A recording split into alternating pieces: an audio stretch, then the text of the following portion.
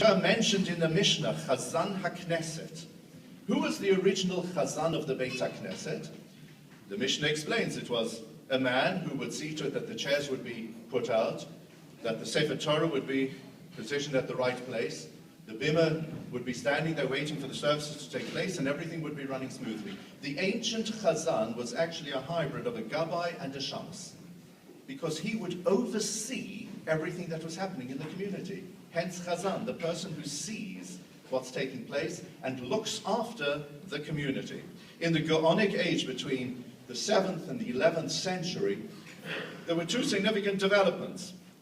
The first was that our services expanded. We had more and more prayers, and eventually we arrived at a standard order of service. But as our services expanded, ignorance increased as well. Fewer people were able to remember the services by heart, and so there was a need to appoint a professional to lead services in shul.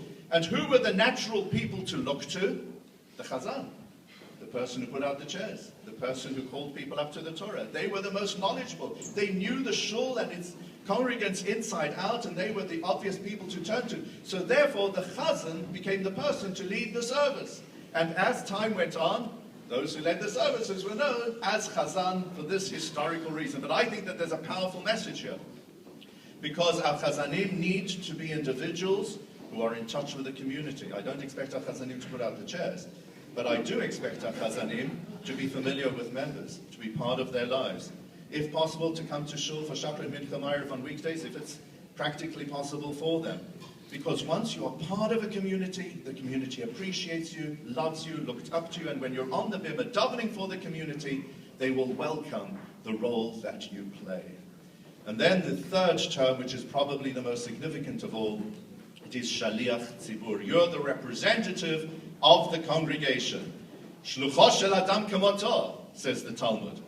A person's representative, a person's shaliach, has his role, and therefore the chazan represents the Jew in the pew, and in order to do so, one needs to have, and this I think is the key word for all chazanim, empathy. And Stephen, I loved your article, which was in the Chronicle, I think it was 2 Fridays ago, and it's exactly what you said. In calculating how many chazanish pieces to sing, what tone you set in the shul, you think of what's going on in the mind of your congregants. Are their eyes on the clock or not? Are they thinking about the Kiddush or not? Are they into chazanisha melodies? Would they prefer to hear them at a concert or from the bimah? To what degree do they want a performance? To what degree do they want to participate? There are no absolutes here. It depends on the shul. And what makes things complicated is, in any one given shul, you'll have a number of views from within the community, so you have to understand that everybody needs to have something according to their taste. So therefore, perhaps on a Shabbos Mevorachim, you might have a more chazanisha event. Perhaps from time to time, you'll have a choral service. But then often you'll get a move on, because that's what the community wants. And then they'll go to a concert to hear chazanis. We can't be too judgmental. Maybe they're right or maybe they're wrong, but that's the metzius. And as a shaliach tzibur, we can only succeed as a chazan if we're empathizing with our community to identify with what their aspirations happen to be. But I would add, on condition that we don't compromise on Nusach.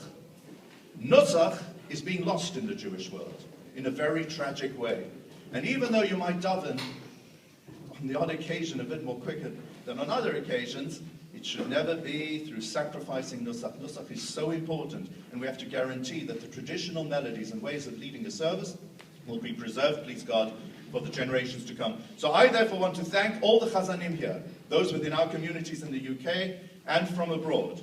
Thank you very much for being the Baal Tfilah, for looking after our services, giving a tone to our services, enabling us to have wonderful services that people want to come back again and again for. It's thanks to you that we have outstanding shul tefillot. I want to thank you for being chazanim, people who oversee what's happening in the community, people who take on a pastoral role as well, people who connect well with the members, who are lovely individuals, as a result of which those in the community are proud of the man who's on the bimah and identify with his tefillot. And thirdly, I want to thank you for being the shaliach tzibur, for identifying with the aspirations of our congregants, for being in touch with the community and representing us before HaKadosh Baruch Hu. So praise God, you'll have great success tonight and through all your wonderful initiatives, and may they be continued through everything that happens upon the bimahs of all of our shuls throughout the years. And ultimately, May your prayers be answered, because that is the true and ultimate purpose of all of Chazanot.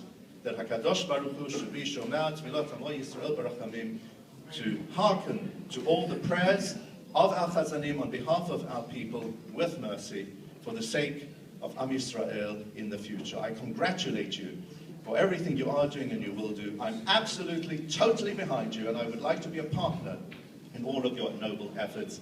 And may Hashem bless you for everything you do.